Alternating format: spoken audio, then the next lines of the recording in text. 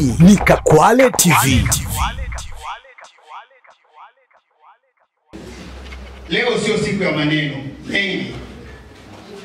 Ni siku ya kula, kufurahi, kusherehekea mafanikio makubwa tuliyotafuta kwa muda mrefu. Kwanza nichukue fursa hii kumshukuru Mwenyezi Mungu mwingi wa rehema aliyetupa afya na uzima kuidiriki siku hii ya leo. Lakini nikushukuru wewe mgeni rasmi kwa kukubali kuwa mgeni rasmi katika shughuli hii. Tulipokuomba haukuwa na maneno mengi wala kusita-sita, ulikubali mara moja. Hii nini maana yake? Maana yake una mapenzi makubwa sana na vijana wa Sumbawanga na mkoa huu. Lakini naonyesha ni namna gani hamu yako kubwa ya kuwatumikia vijana wenzako na wananchi katika maeneo ambayo umeaminiwa. Tunakushukuru sana mgeni rasmi. Mbunge wa jimbo la Sumbawanga mjini, kwanza na wasalimu sana. Amesema niwaambie anawapenda. Anatamani kuona ndoto zenu zinatimia, zile ambazo mnaendelea kuziota. Lakini anawatakia kila laheri katika safari nyingine mnaenda kuianza.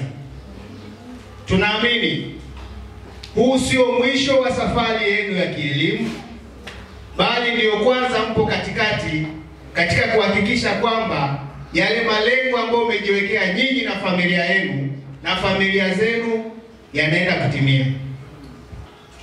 Lakini pili, nishakutana na viongozi wa Yuna.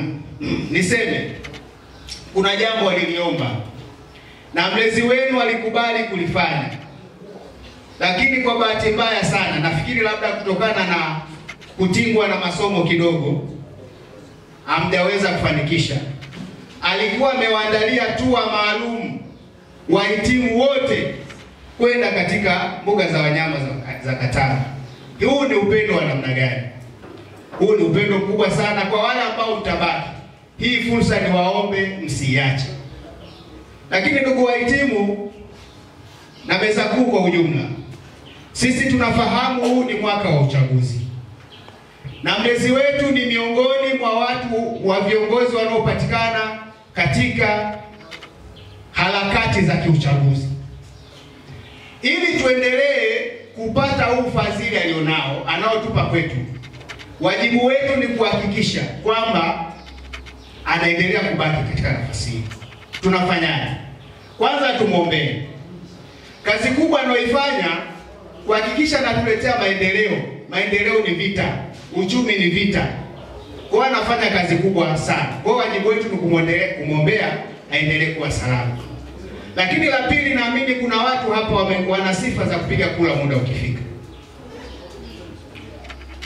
Kwa wale wananchi wa Sumbawanga, wakati ukifika, kama ni kampeni basi itakuwa sawa, tuwapigie watu wanaotokana na CCM, hususan mbunge wetu wa jimbo la Sumbawanga mjini. Kama atapita aeshi, lakini hata asipopita na itokana na CCM, tupigie kura wakati ukifika.